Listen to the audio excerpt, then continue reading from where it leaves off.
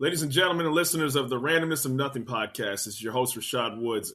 Today is a very special episode because it's a man who's conquered and still working at many different fields. And I linked to his Instagram page because I thought it was important, as it always is, to do research on people. And it was so inspiring. He says, make sure whatever you do something passionately.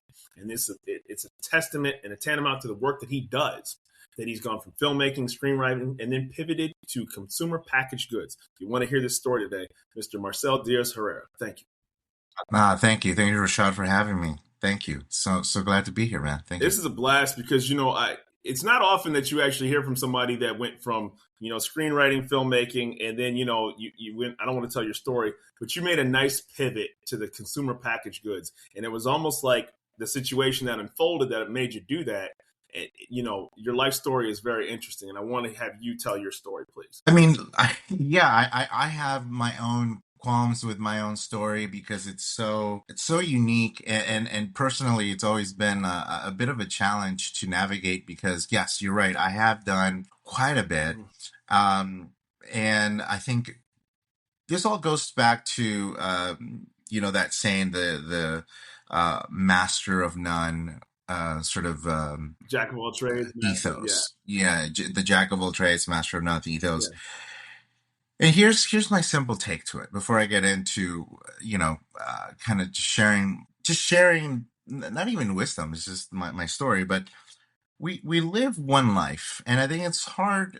Some of us have a very straight, without question, very easy pathway. Mm-hmm. We wake up, we know what we want to do. We want to be a doctor, we want to be an attorney, we want to be an astronaut. And other of us are what I call adventurers. It's not to say that the life of a doctor is less adventurous, right, because it's definitely adventurous, or the life of an attorney, or the life of an astronaut. But our life, on the other side, the two different sort of schools of thought on living, if you will, right, requires us to ask a lot of questions, and then through those questions, you find out, oh, this is what I want to do.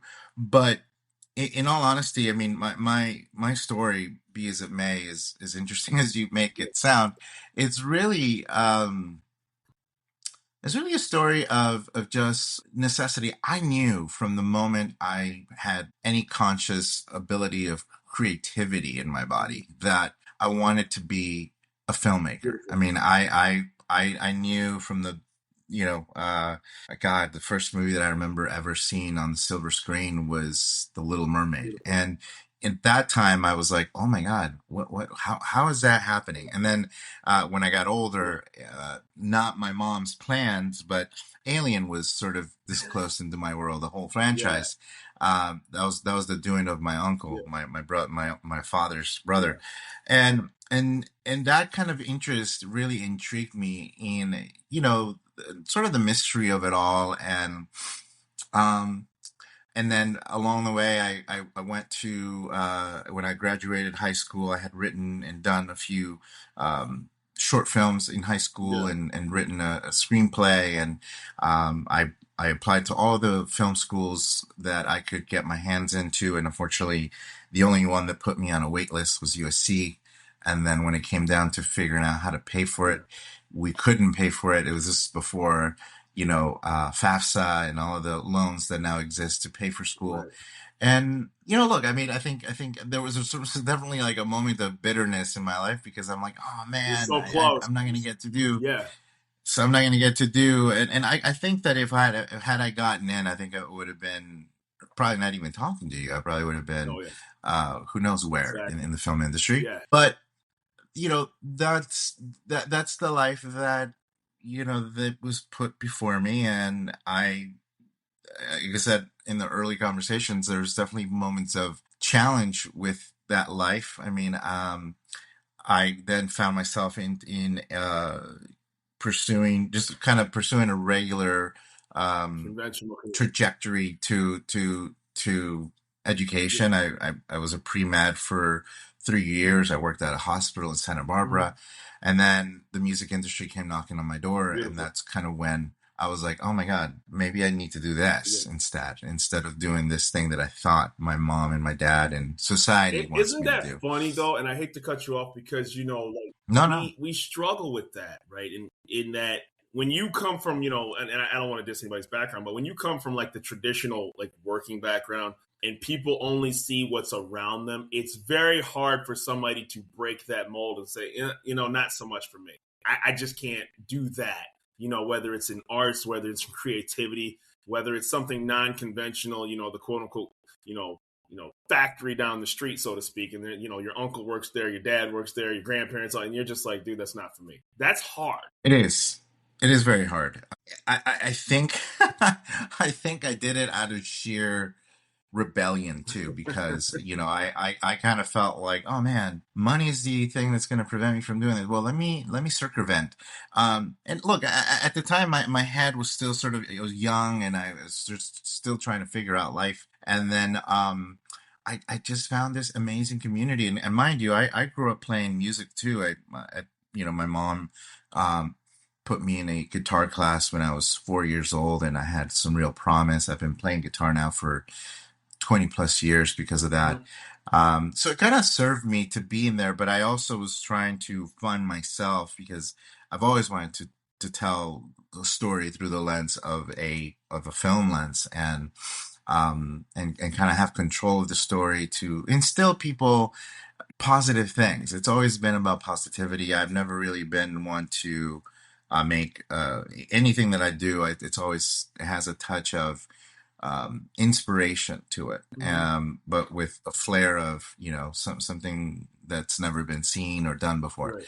Um, so fast forward to the CPG world, and right before, so I eventually I found myself back into film. I was starting to screenwrite. Yeah.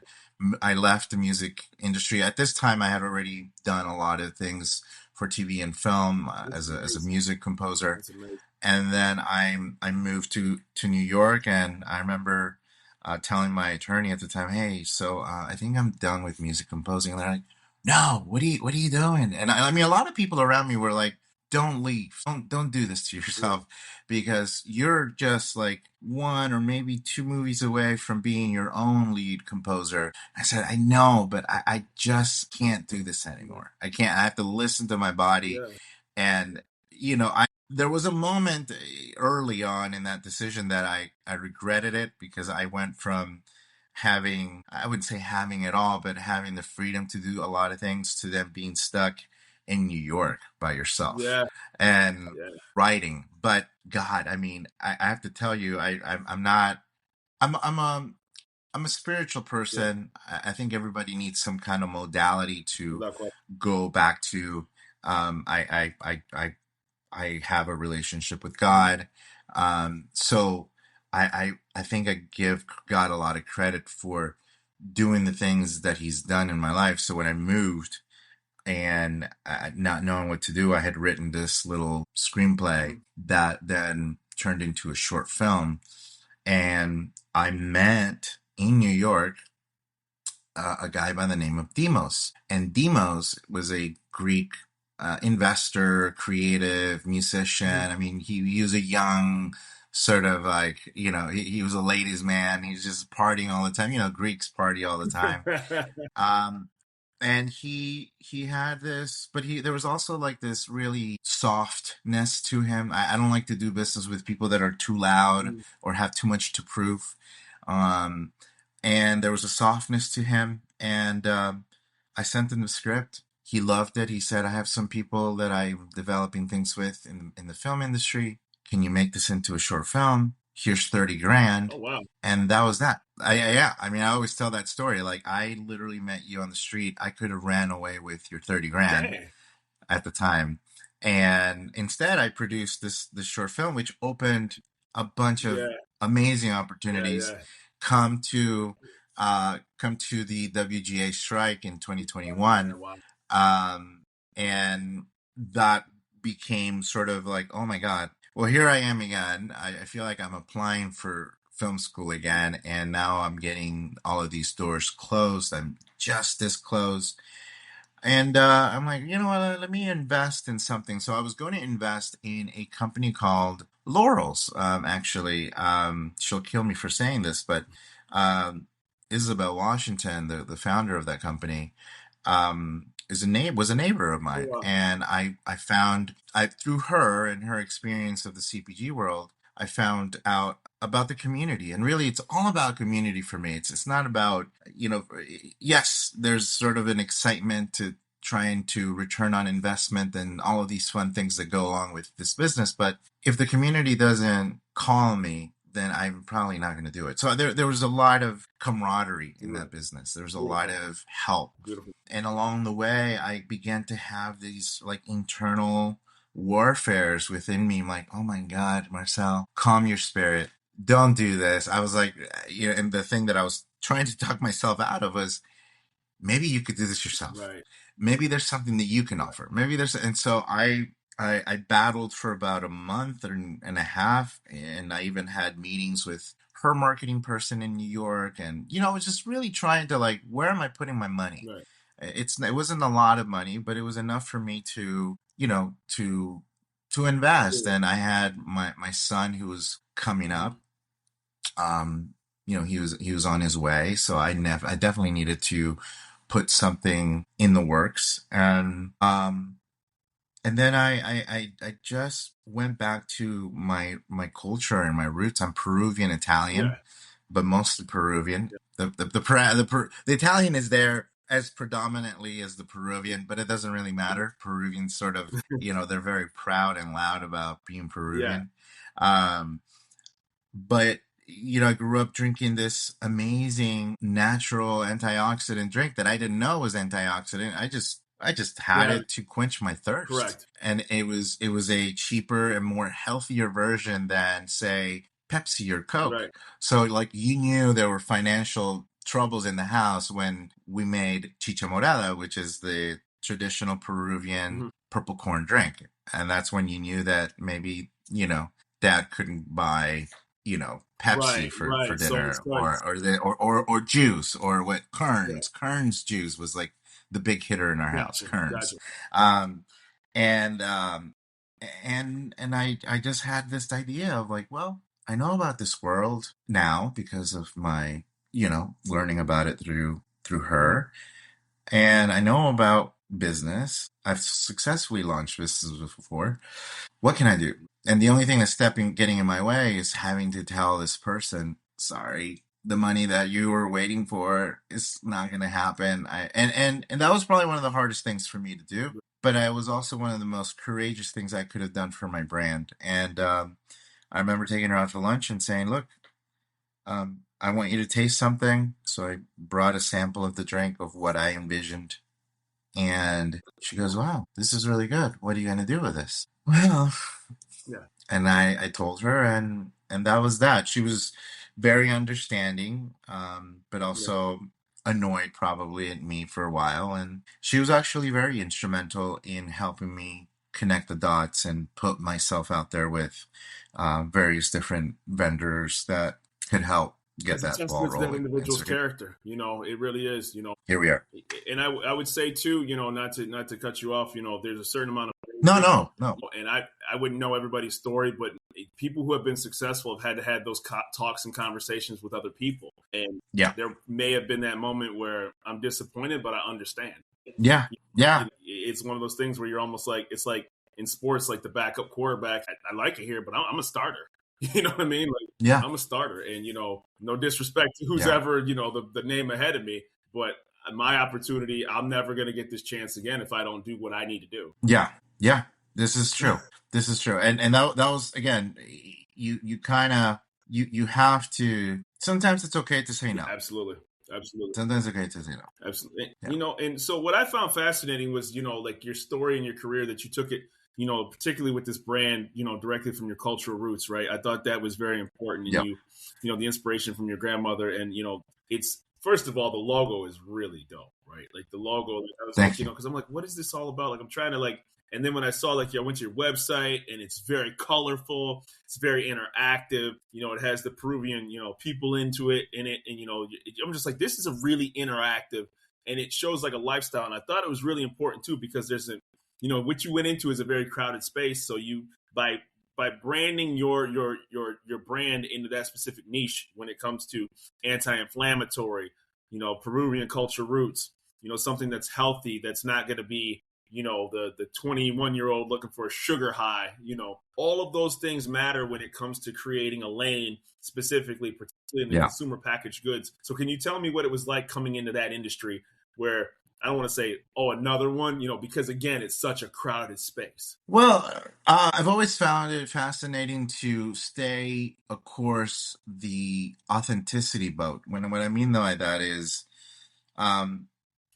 when you're authentic and your story is authentic and you're not just, and I'm not saying this about any particular brand. I think that when the story really resonates with people, and there's a connective tissue beyond the drink. Right. That's what I've found so far that has really kind of helped me stand apart from any other beverage company that's out there.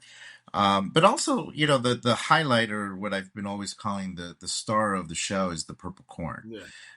And the other reason, and one of the main reasons I decided to forego investing in someone else's company and invest in my own, was because there is such an explosive Peruvian uproar, of our culture being shared here in the States. And people don't know this about Peruvian culture, but we're home to the original ceviche, for instance. Ceviche was a very Peruvian plate. We are home to the potato. There are thousands. Yeah, there are thousands of different types of potatoes that you can thank the Spanish conquistadors that took it out of Peru when they came to the Latin Americas to broaden their horizons. Quinoa is a Peruvian grain that has now been internationally made a viable commodity, and it's a favorite among people. I mean, from Russia all the way down to the tiptoe of South America. Yeah. So I looked at this not just as an opportunity, but also a chance to continue that education about what it's like to having Peruvian food. We're very close to the Japanese culture, for instance, because for 10 years, the president of Peru was a Japanese businessman. I did not know that. A lot of people don't know that. Right now, China is involved with Peru opening up, investing, and a lot of the reason why purple corn is starting to mobilize international waters is because China's involvement in launching one of the biggest seaports in Peru. Okay. And they struck up a deal with the Peruvians and said, "Look, I would really like to, do this and bring work to Peruvian workforce, but we also would like to, go and survey your land and take anything that we want with very little governance." And so now the Chinese are cultivating purple corn in China. It's amazing, but also it's not going to grow in the same way that the Peruvian corn grows, because where we are in the world. It's tropical climates. There's nothing that could really imitate the environment. I'm far from a scientist, but there's something about the natural growing elements about certain, I don't want to say exotic, but fruits, that are domesticated fruits and vegetables that, it can lose its authenticity when it becomes mass produced. Right. And that's just how things happen. Having said all that, I think that I've always been fascinated how the world works and operates, right? And that's one of the reasons I did this show is that, in things that are very, very, painful for cultures, like Spanish Yeah. conquistadors. Obviously, we know about the history of the Spanish Inquisition of South America. You guys, Oh you're yeah. using this to retain your authentic culture. Like places that were traveled and ventured to, unfortunately, have a very bloody and sordid history. And there's a lot of lopsided deals that came from the extraction of natural Yeah. resources from certain places. We all know that history. Yeah. Anybody can read a book. Yeah. But having said all that, here you are in 2026 and said, hey, you know what? I'm going to use this part of my culture to make sure that the positivity of the Peruvian people comes to the masses, and the drinks that can now be be a global force for good, I think is a wonderful thing. Yeah. Yeah. I mean, thank you for saying that. That was my question to you. What I wanted to learn more about what the reason you started this Absolutely. podcast, this wonderful T.R.O.N podcast. It's well, here's the thing. It's just because I do martial arts, right? And so, Oh, wow. thank you. I'm a black belt. That's Thank amazing. you. I'm a black belt in Tung Sudo, which is Korean karate, right? So anybody who just does a martial art, you automatically become a student of how your martial arts started, right? A lot of these arts were started during world wars, during conflicts, during times of strife and painful periods in history. But I practice something that's inherently beautiful, right? Different types of styles, right? So but you have to learn about the history of what you're doing, right? So you're not just making a beverage. Like, you're not, hey, you're not some guy just on a board. I'm not dismissing people on boards, but you're like, this is really how I grew up and really drank in my kitchen, in my house, and has a fond memory of. And so it's authentically important to me. And so people sometimes can lose sight of the fact that there's a large group of people out there that would enjoy your beverage. Like we get tunnel vision of all the people we think could enjoy what we drink or eat, when in fact you're giving people what they're looking for. Yeah.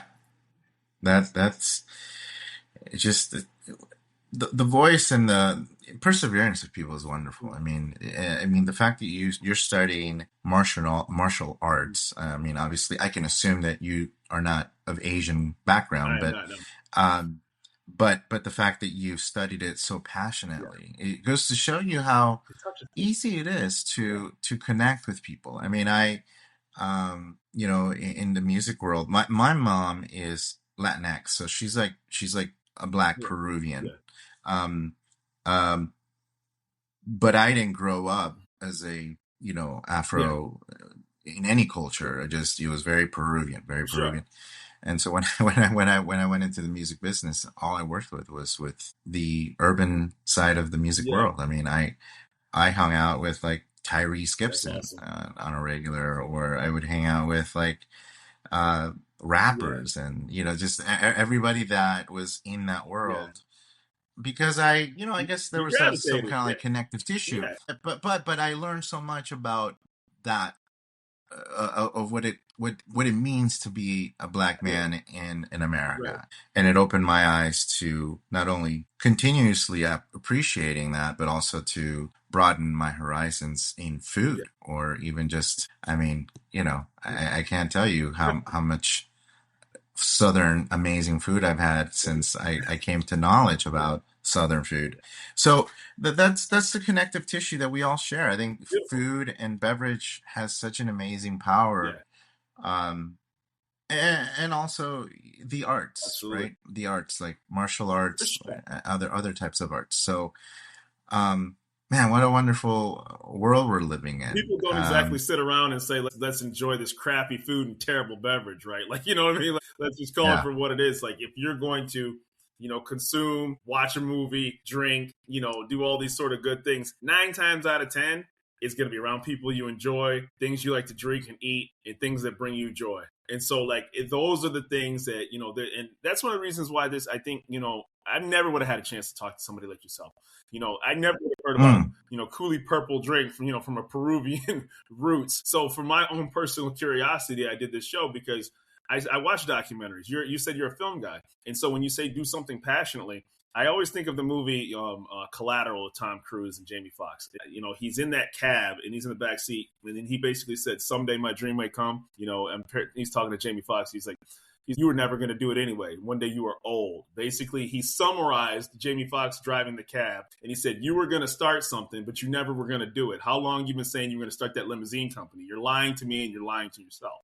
I'm summarizing it for people who haven't seen the movie. And in that moment, it wasn't just him talking to Jamie Foxx. It was him talking to the audience of people who sat back and said, you better pursue something, but you better pursue something that's in Yeah. your heart. Even if I'm a hitman assassin, I'm enjoying my line of work. And you're just like, wow, that line always stuck out to me, you know. That's a powerful It's a movie. In powerful fact, movie. I need to go back and watch it again. Yeah. I mean, It's one of my that favorites. movie broke a lot of molds. That was, I think, the first digitally shot movie. It was, yes, with Michael Mann, right? Nobody had ever seen that type of. And then when the coyote walked across the street, you know, in the middle of LA, Yeah. you're like, what is this symbolizing, right?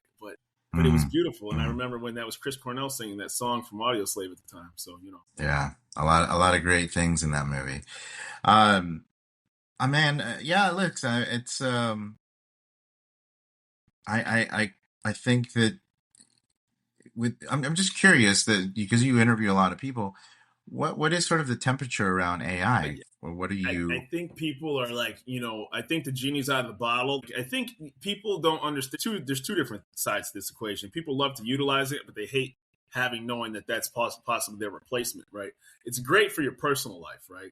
Because now, AI was spell checking on your computer, 30 years ago, but I think that, when Yeah. it comes to like, you're in the entertainment industry, like songwriting is supposed to be authentic. It's supposed to be a helper of like a hook or maybe like a stanza, not to write the entire song, but I think one thing that AI has taught people is you better have, transferable skills, and you better step your game up. The genie's out of the. Mhm. I will say this though, companies have a tend to overinvest, and then they always course correct in the background, right? So I think that there's going to be a case where everybody's all in, and then they're going to realize that there's going to need to be a pullback of some sorts, right? It's almost like the automated checkout. You utilize automated checkout till there's a line of 75 people, and then you're Right. pissed. Yeah. Yeah. Then you're in New York Oh, on a Wednesday in the middle of Whole Foods, and I've had to do that. It's horrible. I mean, I felt like, man, I'm back in California. I'm back on the Viper at Magic Mountain. Got to get on the Viper roller all I coaster. asked for I'm was like, bread and meat, and then it becomes like an hour ordeal, right? I literally, right? Like, and you're just like, seriously, like yeah, and then you're almost yeah, at the point where it whatever was joyful about that experience tanked really fast. So I think that yeah. there can be a force for good. I also think that it's allowing people. I was talking to a previous guest. His name slips me at the moment, but people are going to find out that once things are accelerating in this direction, they have a lot more of that free time that they said they never had. And in that moment, they're going to have to create, a Kulli Purple. They're going to have to start a podcast. There's a million podcasts you could have went on, but for some reason you and I connected because it was about the human connection that I thought that we could share and the experience that we had together. That's also, you have to sell yourself in this era at this point, because Yeah. everything is very, very copyable and malleable and, very quickly. Yeah, yeah, it's true. We're we're entering that phase, and people are going to start to. Well, if he's doing that, maybe I could do it better. Yep. Maybe I could do it this Yep. way. And that's the difference. I mean, I think we're excited about where we're headed as a company. Mm-hmm. What I forgot to mention is that the same man that invested in my filming career years later is the same man that I co-founded the I company saw with, that on your website. I'm Demos. glad you. So Demos and I were I've always been. I think we were always destined to work and build businesses together, um, and we're not done with Hollywood. Yeah. We're not done. No, we're not I done. would hope not. I It's would hope not. no. In fact, can't share much, but there are things that are being developed right now in my company on my entertainment side that are going to help tell this story even better than the story of Kulli Yeah. and the Peruvianness, Right. that I don't think people are aware about it, and I'm so excited to share. For sure. So listen, Rashad, I think we should definitely stay connected. I think I so. would love to continue to learn from you, and Yeah. I always say that one of my dear friends and someone I look up as a mentor in life. He's always been very modest in his way of living, carrying himself in modestly, His rock star side comes out when he needs Yeah. to flex it, but otherwise he's very modest and very, Beautiful. very just kind. Um, and Brad always has always instilled in me, always be comfortable being the stupidest person in the 100%. room. It's a harsh way of looking at it. It's a 150%. harsh way of looking at it. 150. Oh my Yeah. gosh. And Absolutely. I I can't tell you how many founders I've met along my journey that both from the CPG and the music. I mean, look, sometimes being arrogant used to work, but I think people are starting to wake up and be like, no, I don't need another Kanye. I don't need Yeah. another Steve Yeah. Jobs. I mean, I love Steve Yeah. Jobs. He was tough. I think what he's accomplished is amazing, He was but tough. he was a bit of a jerk. I mean, whatever. The Apple people can hate me, but He was tough. I think that the cat is out of the bag, and we're now saying no, humble pie your way through life, because you just never know who you're going to run into that could potentially be that Oh moment yeah. that your journey could go upward or can really go downward, Oh, for and sure. just humble Yeah, pie. exactly. And and obviously, I'm very respectful of your time, and I know that you're going to do great things. This is the part where we do the shameless Oh, plug, and we tell you, and you get a chance to do the time where you're going to say exactly where you can find your beverage, Kulli Purple, and if and where how it's going to be. And hopefully it's in Michigan. If you ever need somebody in Michigan, if you want to send me samples and be able to, whatever you need, I would love my audience to be able to enjoy the things that the Peruvian culture. There's not much in Michigan here. If I'm wrong, I'm sorry forever who I offended, but I don't know much around here. But again, I don't know what I don't know. sure. Yeah, no, I mean, Drink Coolie is available on our Mm-hmm. website. We have all the abilities to send you Coolie right Mm-hmm. now. Or if you are in Southern California, we're opening up stores with Bristol Mm-hmm. Farms. We are currently at Lassen's and a few other small doors here, smaller grocery chains here in LA, Mm-hmm. and making our way through getting national distribution. So we're in early talks with KeHE about joining some of their programs so that I can be able to distribute to Okay, Michigan and even beyond that. So but I would love to send you that'd be samples. awesome, dude. And yeah, I mean, look, again, the one of the more exciting things about a beverage company is coming up with other SKUs or other flavors of that Yeah. beverage. We have some really exciting things that are being developed right Mm-hmm. now, and that I'm not going to get Oh, too that's much so into, nice. but Yeah. I have I mean, I've tasted this stuff, and I'm just like, when can this go on the shelves? Obviously, you kind of have to respect the trajectory of the business. It's got to wait a little longer, but I'm excited, needless to say, to share it with the rest of the world. So Beautiful. And and I'll just say this: that the one thing that I find beautiful is that being able to do this show, a beverage can learn about your culture, like something so simple as meat. Like it's because like literally you look at the back of it and you're like, what does that mean? You look up the name of it and you're like, oh, who created that? And that's kind of how this show kind of organically came. I'd always grab the back of a package or something that I use, just kid like, man, where'd this come from? Who made this? And you'll find out people like yourself are very forthcoming about your stories and your histories, right? Because that's how people get authentically story made, because they came from the guy who has Peruvian roots. It came from the person that started something in their kitchen. And that's really why I made this show, because I think curiosity and fascination knows no zip code, postal code, country, or language. People just want to know about yeah, fascinating things. And and yeah, what I found out is once it's authentic to your point and you're sincere about your approach, I get a chance to talk to people like you, because you could sure be talking to somebody yeah. else or doing something else. So thank you. Yeah. Yeah. No, thank you, Rashada. Thank you. Appreciate that. Um, yeah, I'm here to, like I said, if there's anyone that is interested in launching a CPG business, I'm an open book. I can share all the knowledge I've earned or have And learned been burned. along the way. I say earn.